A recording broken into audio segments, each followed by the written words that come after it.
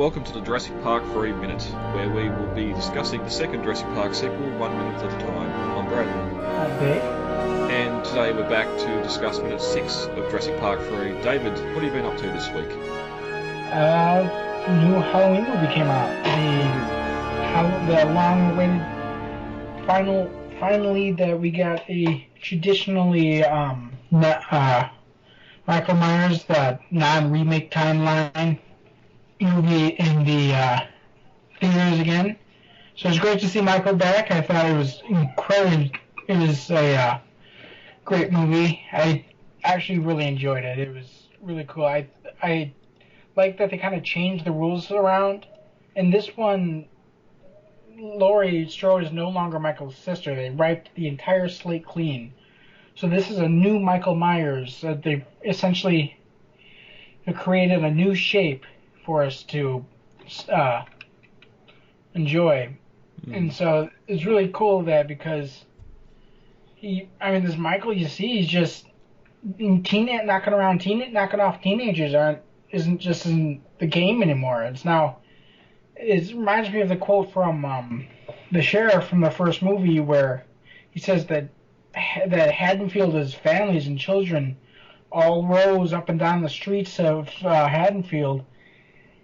And he's saying that Loomis, which was played by the late, great Donald Pleasence, that they're lined up for a slaughterhouse. In this movie, they are. Michael's just slaughtering his way. He's out for revenge in this one. His bloodlust is greater than it's ever been. Yeah, because killing everybody. So it's sort of similar to Texas Chainsaw. I think Rob Zombie done a side shoot with a Halloween, didn't he? And it sort of changed a lot of canon, and now they've sort of brought it back. He did a couple remake movies. The first one where I thought was better than the second one. The second one, he just went off the rails with it, and it was what was the one that he did? The clowns. House of a Thousand Corpses? No, the old. It was like Devil's Rejects. Oh. But with Michael Myers. Yep. It was awful. No, that's good, and it's good to see some of these older franchises coming back and having success again. Like, even though sort of it was more of a reboot than what than a sequel to what's come before, it was highly successful as well. And here we are at Halloween time. This one is complete reboot, 100%. It's a direct sequel to the first movie. It is wiping everything else out. And so I think it's really interesting because originally, as John Carpenter wrote the first I almost said first Jurassic Park.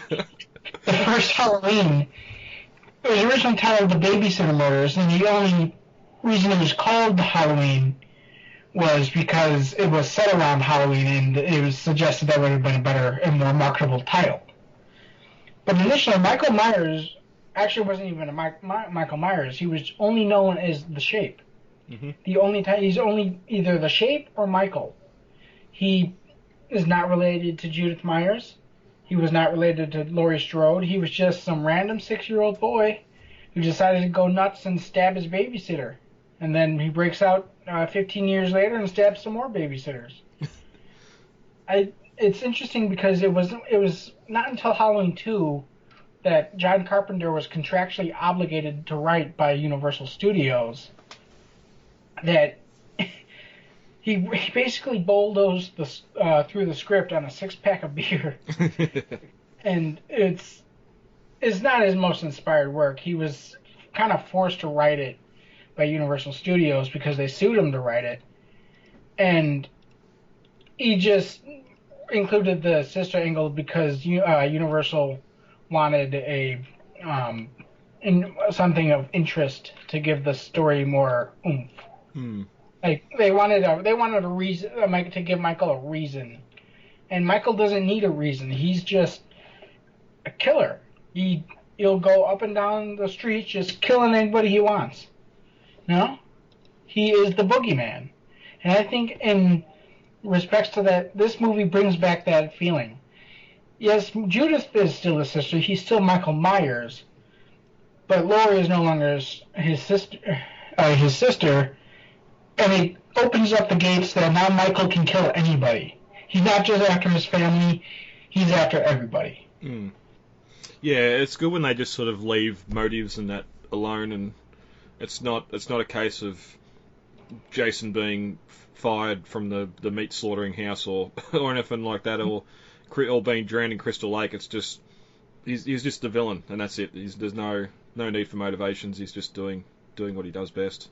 Exactly. Oh, fantastic! Glad you liked it. And by the looks of the box office and that, and Rotten Tomatoes, it's doing pretty good as well. Oh yeah, it's set to actually. I think it's going to overtake Venom as the biggest October opener in movie history. Good. Asterix, I hope. I have not seen Venom, but yeah. I haven't either, but I'm kind of interested in it. Even though it has nothing to do with Spider-Man. I mean, despite being part of the Spider-Man Rogue Gallery, he has nothing. This movie really is not set as in part of Marvel's Spider-Man anything. Still looks interesting, you know? Yeah.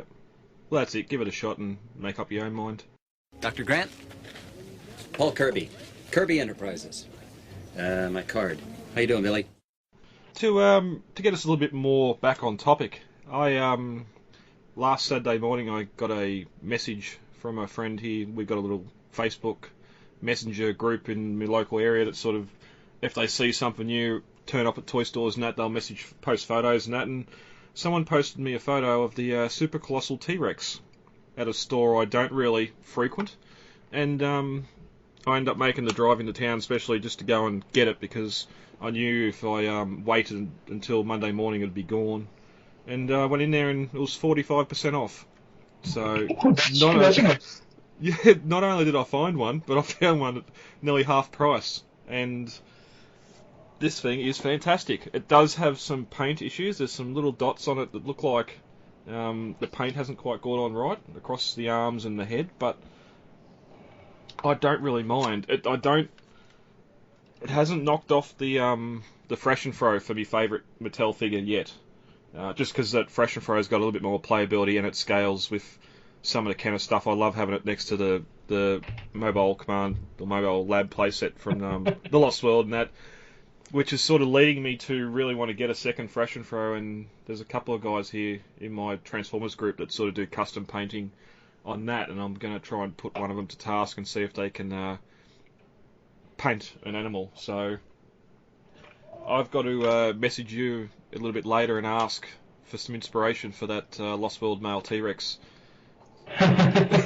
What references mainly? Do you go off the Crash artwork, or do you go off some stills from the film? I do not go off concept art as often as I can help it, just because the concept art is always there to give you an idea of what the final product is supposed to look like, but it's not the final product. And in essence, the many aspects of the Jurassic Park universe reflect that. For example, the final product for the T-Rex and a lot of the dinosaur designs is not reflected in the concept art. Same with like even some of the building designs. The final approved concept art for the worker village still doesn't look like the worker village as we see it in the movie. You know? Yeah, and we'll definitely talk more about that when we get to the lab a little bit later as well. Yeah, no, that's all right. We'll work something out. In my opinion, is always use the movie or behind the scenes as much as you can. Yep. You should keep in mind that filters do affect the color of some dinosaurs and the images in the movie. But if you can get a clear, good shot of something, even if the best image of it is just a behind the scenes image, use that image.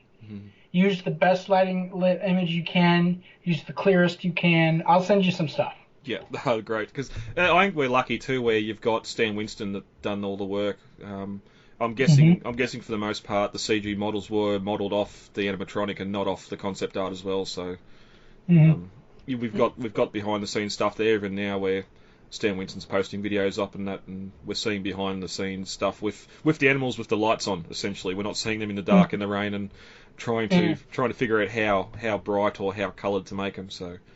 No, I have in my collection an entire folder with subsections devoted just to the Lost World male T-Rex. Have I opened a can of worms? What's that? Have I opened a can of worms? A little bit, yes. Because then I got the folder, and then I divide it between the maquette, the animatronic, and the CGI. Then I further divide that by the Lost World, Jurassic Park 3, and even post Jurassic Park 3, because up to Jurassic Park 3, you can see that some of the paint on the bull T-Rex is starting to yellow, and it only got worse after the after Jurassic Park 3, when they just mounted the animatronic head at the Stan Winston studio workshop. No, that's all right. That's a can of worms. I'm quite happy to swallow. Eat up. So you're gonna have to be very specific when you ask me what you want, which reference you want, because the CGI does not look the same as the animatronic, and even the animatronic doesn't look the same across the movies. Yep. No, that's all right. That's something we can discuss later on in the week in Messenger. Jack, say my name. Is my name Alan? Is my name Alan? You used to know me. That gets us into one news story we're going to hit on here. Mattel have revealed the first look at the 2019 Jurassic World line that they're introducing, titled Dino Rivals. Mm-hmm. Which we are getting some new figures. There are a few here that are just repaints of what we've already seen. David, anything here sort of tickling your fancy? Oh yeah, there's a couple things here. I will say that the Herrerasaurus, I think that's the one with the long snout, right? It was red in the first release. Yeah, yep. It's still fugly. It's still ugly, and now they added looks like a Ramphorhynchus that is also ugly now, absolutely ugly. But there are some gems in here. I do like the new repaint of the Protoceratops. I think it looks more energetic and inviting than the previous paint job, which I found rather dull. We also got the Dracorex, which I can't tell if it's a retool of the Stygimoloch, but I don't know. It doesn't entice me. The colors are too close to the Stiggy. The sculpt is too close to the Stiggy. I'm just going to stick with the Stiggy there. Yep. We got a new Velociraptor repaint. It's a repaint of the basic blue pack. I think that Mattel might be going for Echo here. I'm not 100% sure, but it has that kind of mustard yellow color with the blue striping. It looks a little Echo inspired from Jurassic World. Yeah, and it's good just to not get another blue, even though it's the same figure. But having this figure to be able to sort of fill out the Raptor pack is good to see. One disappointment I see here: there's only one vehicle, which is Owen in an ATV that has a Dino Catch Claw. We've been following the Mattel releases since the beginning now, and it really looked like when they mentioned it was the Jurassic World line was going to be ongoing and not just movie year releases. We're hoping for other Jurassic Park themed stuff, and now we're sort of where for the most part the molds look good.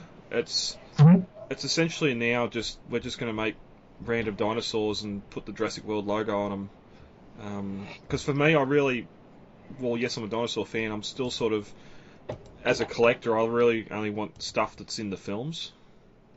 Like, it'd be hard, as much as I'd like that Dimorphodon that's sort of, there was one in the original canon line that looks a lot different to this, but although it was in Lockwood's museum, wasn't it?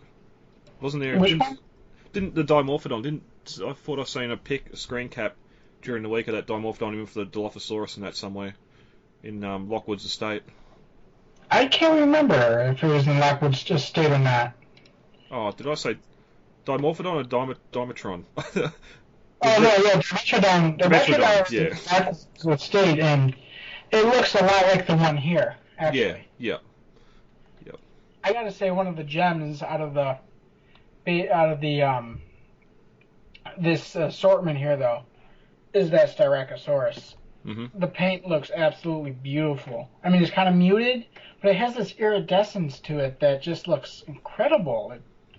It looks realistic, but it also has this beauty to it, like in the color. Yep.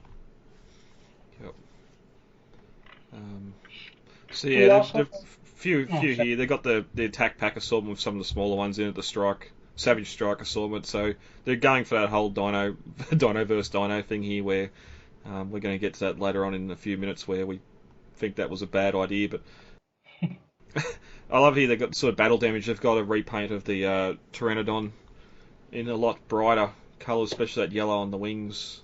And we're getting a Plesiosaur, which I would have loved if this was a redo of the Mosasaur mold, but it's not that big. It's only a small one, sort of like your Stegosaur and that come out in the Jurassic World line or Fallen Kingdom line. So that's good to see. We repainted the Stegosaur. What's that? Repainted the Stegosaur as well. Yeah, repainted the Stegosaurus and the Stygimlac that I think comes with the tracker set with Owen, which looks like just another repack of his figure. Yep. I think the Plesiosaur is interesting, though, because this is actually the first Plesiosaur in any, actually it is, in any Jurassic Park toy line. I was going to ask about that, because I can't recall ever seeing one or dealing with one. And it's groundbreaking. And it's a nice looking figure too. So. Oh yeah, it is. Yeah. And then we get to slightly bigger ones. It's not the fresh and fro. It's the bite and fight Tyrannosaurus Rex, where there seems to be a little bit more or different articulation in the neck. More articulation and a duller color scheme that looks a bit more accurate to screen, I think. Yeah, definitely. That darker browny color instead of the lighter. In the current assortment, or the current coloration of the Tyrannosaurs have this kind of brownish orange. It's almost like a burnt sepia color. Yep, the 90-degree head movement of the head when you push the action button. So yeah, that definitely looks nice, and of course they're re-releasing the Super Colossal T-Rex in the Dino Rivals as well, which sort of looks... There's a bit of extra reddish paint on it that may be just the photo, but for the most part it looks identical to what's already been out. Like the Walmart one, wasn't it? That had the battle damage red marks for the cuts on its face and that. And this one's just a repack. But something actually not pictured here is that we have seen a teaser of is a concave Venator. It's it's similar to the one that was in Lockwood's dioramas, but the sculpt is a lot better. It's a lot more accurate, and it's kind of got this charcoal gray coloration with red highlights. I think it looks really, really cool. Yeah, and when we sort of talked a few months ago when we were sort of getting word of more figures on the way. I think it was after one of the cons that it's good just to see toys of animals that you wouldn't normally get toys of, whether it's Jurassic or even the third party and all the KO stuff out there. So all those companies that actually do dinosaurs as well. But yeah, anything else on those figures you want to discuss before we get into today's minute? The Allosaurus here, we kind of skipped over that. That's also, not the Allosaurus, I'm sorry, the Suchomimus. Oh, yeah, yep. Is also getting a repaint here. And I'm going to admit, I did not care for when I finally saw it in person, I didn't care for the Suchomimus coloration in this issue. I think in the current issue of the Suchomimus gives it kind of an overly aquatic feel. and overly accentuates the spine, which has the sculpt that almost looks like fish fins. I think the browner sculpt that is here in the re-release looks actually a lot better, and I think it looks more Jurassic in a way. Yeah, the colours sort of feel a lot better. In sort of, showing off that spine, especially the ones go up behind the head and that behind the head. Because, again, if you're going to put a larger spine on this, then people are just going to think it's a Spinosaur. Alright, ready to get into minute 6.